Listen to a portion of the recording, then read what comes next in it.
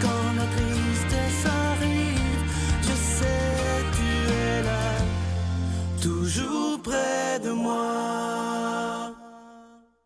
Bon mercredi, bienvenue à votre émission de la Victoire de l'amour. J'espère que vous allez bien en cette presque déjà la fin du mois d'août. Ça a passé vite, c'est incroyable. Pouvez-vous vous imaginer que l'été s'en va déjà? C'est... Oh my God! On rejoint comme à tous les mercredis notre ami, le bon docteur Gaétan Brouillard.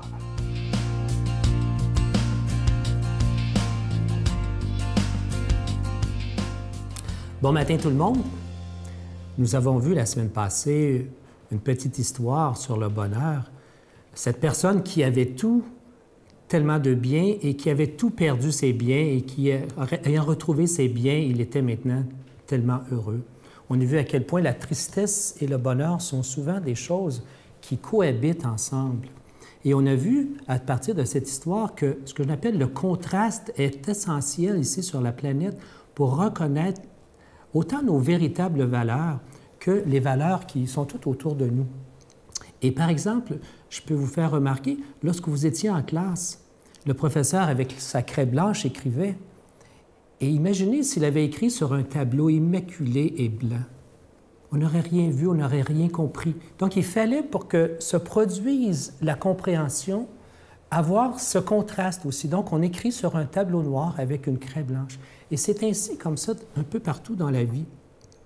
Cette notion de contraste, on dit d'ailleurs, en médecine chinoise, on parle des dualités, on parle du yin et du yang, du blanc, du noir, du jour et de la nuit. Donc, la notion de contraste est excessivement importante, aussi bien pour soi que pour reconnaître véritablement qui on est et même reconnaître à travers ce monde qui est cette vallée dans laquelle on évolue, reconnaître aussi la divinité.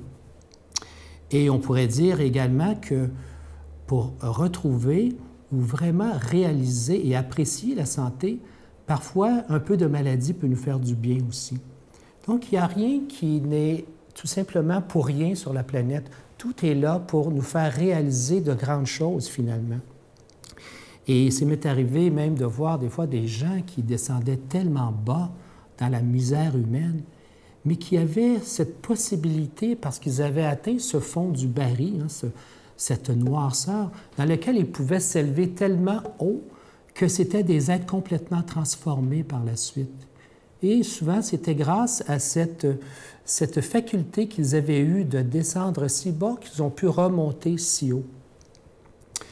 Toute cette notion de bien aussi sur la planète, une chose qu'il faut réaliser, c'est que nous devons apprendre également à nous détacher car rien ne nous appartient. On se détache des choses. Aujourd'hui, on peut avoir un certain montant et demain, ce même argent peut disparaître. On peut avoir la santé et demain, la maladie se présenter également. Donc, il n'y a rien d'acquis actuellement. Même les sandales que vous portez, peut-être que demain, vous ne pourrez plus les avoir. Donc, tout ce qui existe actuellement, on les emprunte dans ce monde que nous appelons la planète Terre ici actuellement. Et d'ailleurs, tout ce qu'on appelle les contrastes aussi fait en sorte que ça fait partie de la même médaille. C'est un peu que la peine et la tristesse et le bonheur, c'est simplement les deux côtés, les deux facettes de la même médaille. Donc, à nous d'en profiter et de réaliser que tout ça fait partie de notre monde. Donc, peu importe où nous sommes, la vraie qualité de l'âme, c'est la joie. Et je vous conseille et je vous souhaite de passer une excellente journée. Notre Père qui es aux cieux, que ton nom soit sanctifié, que ton règne vienne, que ta volonté soit faite sur la terre comme au ciel. Donne-nous aujourd'hui notre pain de ce jour. Pardonne-nous nos offenses comme nous pardonnons à ceux qui nous ont offensés. Ne nous laisse pas entrer en tentation, mais délivre-nous du mal, car c'est à toi qu'appartient le règne, la puissance et la gloire pour les siècles des siècles. Amen. Donne-moi rendez-vous dans l'éternité, qu'il faut croire toujours en toi. Mais mon Dieu, j'ai besoin de toi, comme lui savoir dresser la table gens de toute la terre. À mon cœur, je l'ai gardé pour toi, mon Dieu. La victoire de l'amour, c'est la force de la foi. On a tous un rendez-vous. Je prends quelques instants pour solliciter votre aide pour le ministère de la Victoire de l'Amour. Ce mois-ci, le cadeau est absolument magnifique. Il s'agit d'un chapelet en bois d'olivier. Il est déjà béni, mais ce qu'il y a de particulier, c'est qu'il est fait non pas dans une usine, mais à la main par une communauté religieuse de Mexico, au Mexique. Et la supérieure nous a envoyé un message en nous disant des milliers de fois merci de faire ce chapelet-là par eux et non dans une usine, parce que eux, ça leur permet d'aider les plus démunis dans leur région. Alors imaginez, lorsque vous faites un don et que vous recevez le chapelet, vous aidez aussi des gens qui vivent dans une grande pauvreté parfois. Alors merci de tout cœur. Et elle nous disait aussi que les chapelets sont faits dans une ambiance de prière et que les religieuses prient pour chaque personne qui recevra ce chapelet. Alors je trouve ça très, très beau et même très touchant. Et je vous rappelle que c'est avec un don de 25 et si vous en voulez deux, avec un don de 40 $. Je vous donne l'adresse, la Victoire de l'Amour, casier postal 120, succursale Boucherville à Boucherville, le J4B 5E6, je vous la redonne, la Victoire de l'Amour, casier postal 120, succursale Boucherville à Boucherville, le J4B 5E6. Également par téléphone, par carte de crédit du lundi au jeudi,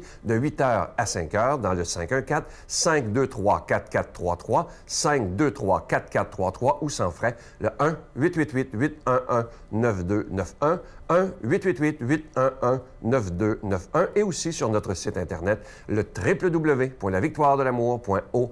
Alors, je vous rappelle que ce chapelet en bois d'olivier qui est fait à la main se donne très, très bien en cadeau. Je suis sûr que les gens à qui vous le donnerez seront très heureux. Merci de tout cœur de votre grande générosité et merci aussi pour votre prière.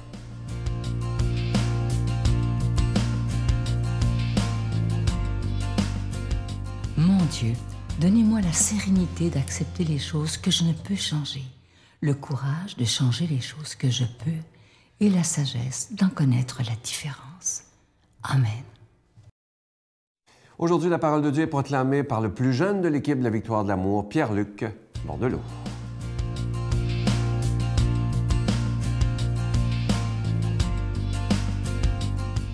Bon matin de Dieu à vous, très heureux de vous retrouver pour cet évangile du matin que j'ai le privilège de proclamer.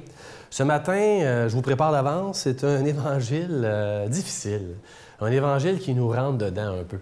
Il y en a des moments comme ça, je pense que ça nous fait tous du bien comme chrétiens, de se faire dire des mots intenses, je dirais même sévères par Jésus, avec son autorité. Alors, je vous la lis, puis ensuite on va parcourir à l'intérieur de ça le message qui en ressort. L'Évangile selon saint Matthieu. Jésus disait, « Malheureux êtes-vous, scribes et pharisiens hypocrites, parce que vous ressemblez à des tombeaux blanchis à la chaux. À l'extérieur, ils ont une belle apparence, mais l'intérieur est rempli d'ossements et de toutes sortes de choses impures. C'est ainsi que vous, à l'extérieur, pour les gens, vous avez l'apparence d'hommes justes, mais à l'intérieur, vous êtes pleins d'hypocrisie et de mal.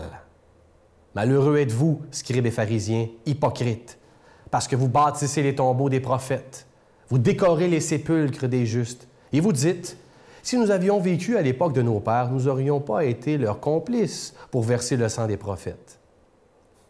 Ainsi, vous témoignez contre vous-même. Vous êtes bien les fils de ceux qui ont assassiné les prophètes. Eh bien, vous, achevez donc ce que vos pères ont commencé. » Hein? Vous avez remarqué le ton que j'ai utilisé? Je pense pas que je pouvais le lire autrement. Avouez quand même, je ne peux pas dire « Malheureux êtes-vous, scribe, tout. » Je pense pas qu'il était dans ce ton-là, Jésus. Je ne sais pas comme vous, si vous êtes comme ça, mais des fois, je m'en vais à la messe, à l'église, et puis là, il y a quelqu'un qui fait la lecture. On n'a pas tous les talents de lecteur. Peut-être que vous m'avez trouvé bon, peut-être que vous avez dit « Tu as du travail à faire, va faire encore un cours là-dedans. » Mais des fois, je suis assis dans le banc, puis c'est une lecture un peu trop sympathique du ton qui est donné quand même dans l'Évangile. Puis il ne faut pas avoir peur, parce que Jésus, à l'époque, c'est comme ça qu'il a proclamé son autorité. Je reviendrai là-dessus éventuellement, je vais en parler de l'autorité de Jésus. Mais là-dedans, là, il nous donne toute une gifle au visage. Est-ce que Jésus est là quand même ce matin, avec nous, là, ce matin? Est-ce qu'il est là pour nous dire, en passant, là, les pharisiens et les scribes de l'époque, là, c'était tellement des hypocrites, c'était épouvantable. Hypocrite, ce monde-là. Pensez-vous vraiment qu'il est en train de faire de la médisance? Il est en train de parler dans le dos des scribes et des pharisiens? Je ne pense pas. Je pense qu'il ne perdrait pas son temps là-dessus. Je pense qu'il reflète un comportement à l'époque, associé peut-être aux pharisiens et aux scribes. OK? Peut-être que c'est ça, mais il nous le met directement au visage. Il nous dit qu'on est un peu comme ça. Et il faut le prendre comme ça, je pense.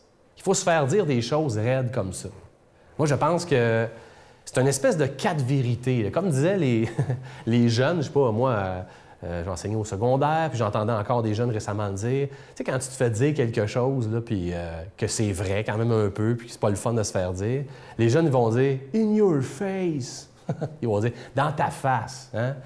Je pense que c'est un peu ça, là, cet évangile-là. C'est un « in your face » évangélique là, ce matin. Qu'est-ce que ça veut dire? On nous dit qu'on est des hypocrites si on fait semblant. Êtes-vous en train d'être dans les apparences ou vous êtes vraiment dans l'action? Êtes-vous à l'église, là, ou même sur le perron après? Oui, je vais aller faire mon petit bénévolat. Oui, je parle de Dieu quand il le faut. Oui, il n'y a pas de problème. C'est vrai que le Seigneur est important dans ma vie. Ah oui, je fais le bénédicité au repas. Puis, est-ce que ce sont seulement des apparences ou c'est des actions concrètes que vous prenez? Vous avez la foi, là, le cœur au ventre, là, et vous faites des gestes. Parce que moi, je rencontre des gens, pour vrai, là, qui n'ont pas la foi. Ils se disent qu'ils ne sont pas croyants, mais ils sont dans l'action de foi, par contre. Et c'est ça, la distinction.